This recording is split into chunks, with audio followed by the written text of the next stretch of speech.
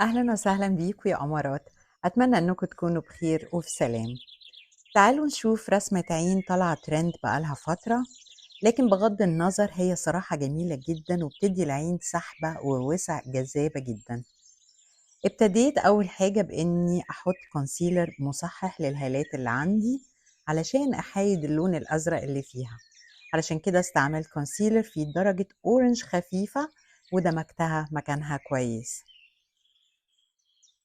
وبعد كده استعملت أساس لعيني من كونسيلر بنفس درجة بشرتي بالظبط، اللي هي هتكون الدرجة النهائية، ودمجته كويس حوالين عيني كلها. ودلوقتي بحط كمية خفيفة جدا من بودرة التثبيت وبطبطب بيها علشان أثبت أساس عيني.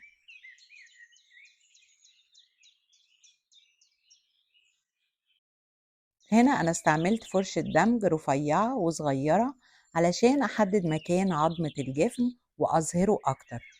واستخدمت آي شادو لونه بني غامق، لكن أخدت منه شوية صغيرة علشان تأثيره يكون عامل زي الظل بس. وبعد كده دمجته بفرشة دمج متوسطة علشان أخفف أكتر من حدة الخط ويبان شكله كأنه طبيعي.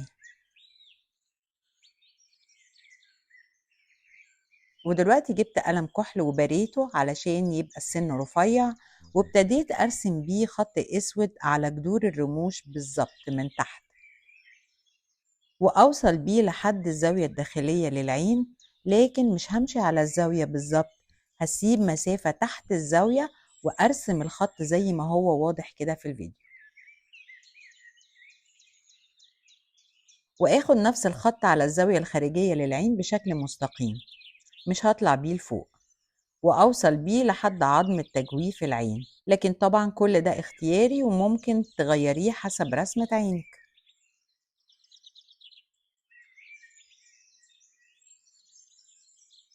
وبفرشة توزيع صغيرة جدا هبدأ أدمج الخط ده علشان أخفف حدته، لكن بلاش نوسع الدمج قوي. والجزء ده قصدت انكم تشوفوه علشان عايزاكم تتجنبوه.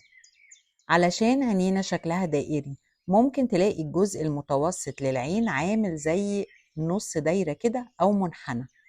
عايزين نتأكد إن ده ما يحصلش علشان ده بيغير شكل الرسمة، ويا إما تاخدي بالك وإنتي بتدمجي، يا إما لو حصل زي كده تمسحيه بطريقة مستقيمة فيرجع الخط خط مستقيم علشان يدينا السحبة اللي إحنا عايزينها. بعد كده بجيب قلم لونه زي درجة البشرة اللي هي اللون نود، وده بيكون فاتح شوية، لكن أرجو إن هو ما يبقاش لون أبيض لأن الأبيض بيدي شكل مش طبيعي وأوفر قوي.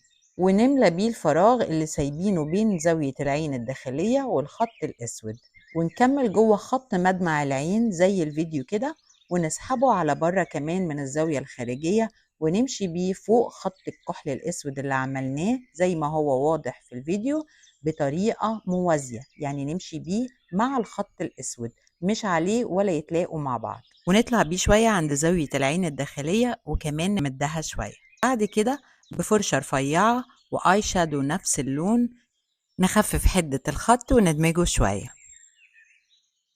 وبعد كده رسمت خط بقلم الكحل على جذور رموشي اللي فوق وسحبته بس من الزاوية الخارجية، وبرده يبقى موازي لخط الكحل اللي تحت وخط النود اللي تحته، ومش متقابلين مع بعض ولا متقاطعين. وبعد كده بفرشة ايلاينر مايلة أخدت اي شادو اسود وابتديت احط اي شادو على نفس الخط الاسود بتاع الكحل، ورفعت سحبة العين من عند طرفها الخارجي. وبعد كده ابتديت ادمج الاي شادو واخرجه شوية لفوق الخط واوسع المساحة بتاعته، لكن ناخد بالنا من الخط الفاتح ما ننزلش عليه ابدا باللون الاسود، ونخلي الدمج لفوق بس.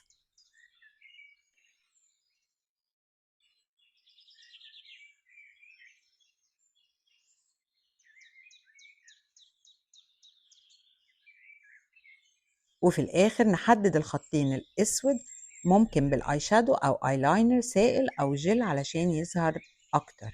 أنا هنا رجعت تاني حددته بالاي شادو الأسود وبفرشة الايلاينر المايلة. هنا أنا بنضف حوالين عيني علشان اللوك يبقى نضيف. والرسمة دي بقى عايزة رموش، عايزة رموش كبيرة واضحة تقيلة. يعني لو انتي رموشك كويسة حطي ماسكارا تقيلة، ولو انتي من الناس اللي بتحب تركب رموش ركبي رموش وشكل الفوكسي أو شكل الثعلب. وبس خلاص، وبكده الفيديو يكون خلص. ما تنسوش تكتبولي رأيكم في التعليقات، وأرجو إنه كان مفيد بالنسبة لكم، وأشوف وشكم على خير. باي.